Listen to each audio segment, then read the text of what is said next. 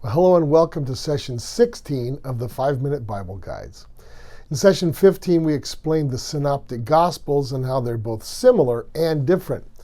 In this session, we're going to be discussing a portion of the Bible that people also may know about, but not under the name that Jewish people call it by, which is the Torah. So let's get right to it. The first section of the Old Testament portion of the Bible is often called the Law. Its original Hebrew name is Torah. The Torah contains 5 books: Genesis, Exodus, Leviticus, Numbers, and Deuteronomy. These books are sometimes called the books of law or the law of Moses. And when they're studied in higher education, these books are referred to as the Pentateuch. So who wrote the Torah? For centuries, Jews and Christians understood that the Torah had been written by Moses. Almost no one questioned that until the mid-1800s, when critical scholars came up with a theory that saw the Torah as a collection of bits and pieces of ancient law codes, stories, and traditions from a number of sources, which were then pieced together by the Jews as their scripture. The theory is very complex, so I'll deal with it in a very separate video later on. I think I'll stick with Moses as the author in this video, which is what I believe. What is the main point of the Torah? Well, the Torah introduces God and his purposes in history. The books of Torah act as the foundation for the rest of the Bible because they provide a basic understanding of God and his plan for human redemption. In other words, without the Torah, the rest of the Bible cannot be fully understood. So let's take a brief look at each of the 5 books of Torah. We'll start with Genesis.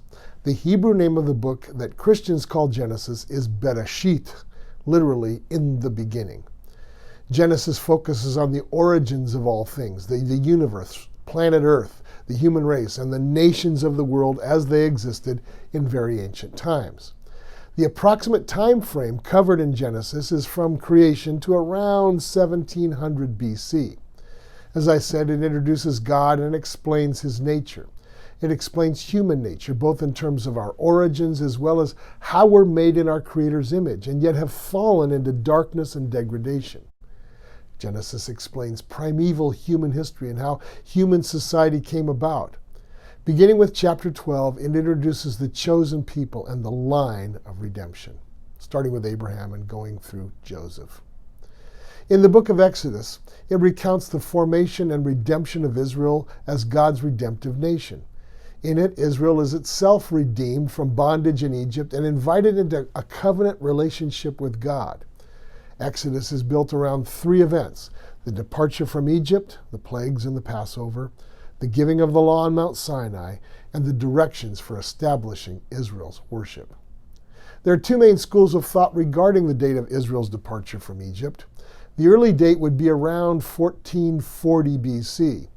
This is the Bible's own internal date for this pivotal event in Israel's history.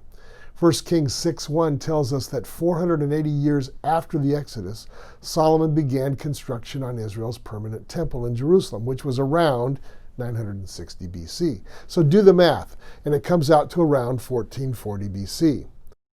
Supporting evidence in the Bible adds that Israel conquered the territory east of the Jordan River 300 years before the leadership of the judge Jephthah, which would be around 1100 BC. That is from Judges 11:26.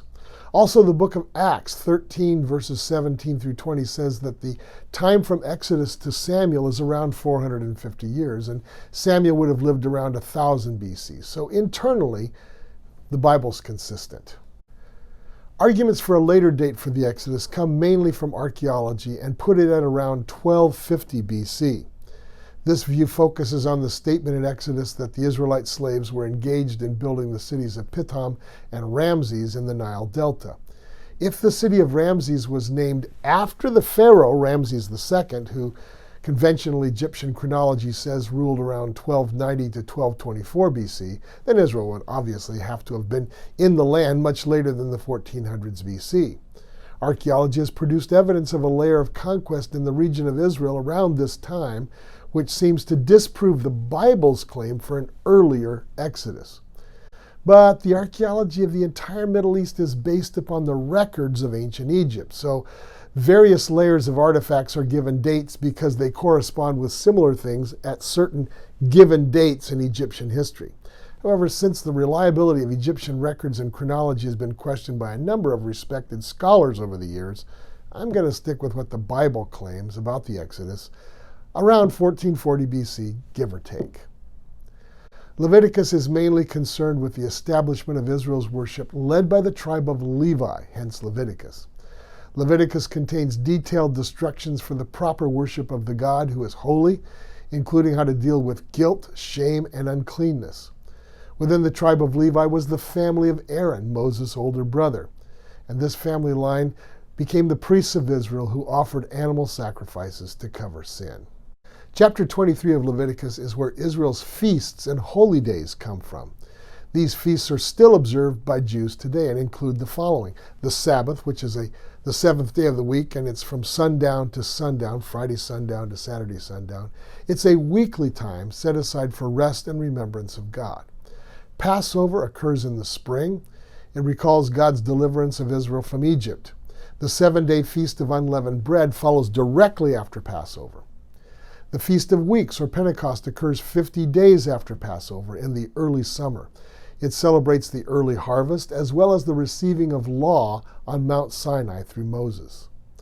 Then there's Rosh Hashanah in the autumn, calling people to get right with God, followed directly afterwards by Yom Kippur, the Day of Atonement, which is a day of national mourning for sin and in ancient times of national atonement by sacrifice. The Feast of Tabernacles took place in late autumn as a remembrance of God's miraculous provision for Israel in their 40-year sojourn in the wilderness before entering the Promised Land. Also in the Torah is the book of Numbers. Numbers tells the story of Israel's 40 years of wandering in the wilderness after escaping from Egypt. It chronicles how God provided for them during that time despite Israel's periodic times of faithlessness and disobedience. Their years of wandering involved testing in order to prepare the next generation for the Promised Land. A prime example of Israel's testing during this time is when Moses sent spies into the Promised Land to check it out. Of the 12 spies, 10 came back with a despairing report, and they recommended that conquering the land that God promised was out of the question. These men led Israel into the decision not to trust God, and hence the penalty of remaining in the wilderness for an entire generation. As time passed, a new generation learned to trust God and began to claim their promises by conquering lands east of the Jordan River. Deuteronomy completes the Torah. In Deuteronomy, which means second law, God restates the covenant that had been given 40 years before and prepares this new generation of Israelites to enter full nationhood. The book relates how the younger generation of Israel, who had been children during the Exodus or who hadn't even been born at the time, were the ones to finally receive the fullness of God's promise. In Deuteronomy, Israel received enhanced instructions about living in the land they're about to enter and how to pass their faith to the next generations. So in the next session, we'll be looking into a question that pops up from time to time, one that even appears on cable television channels periodically. Does the Bible contain secret codes? Until then, this is Dr. Michael Bogart for the 5-Minute Guides to the Bible.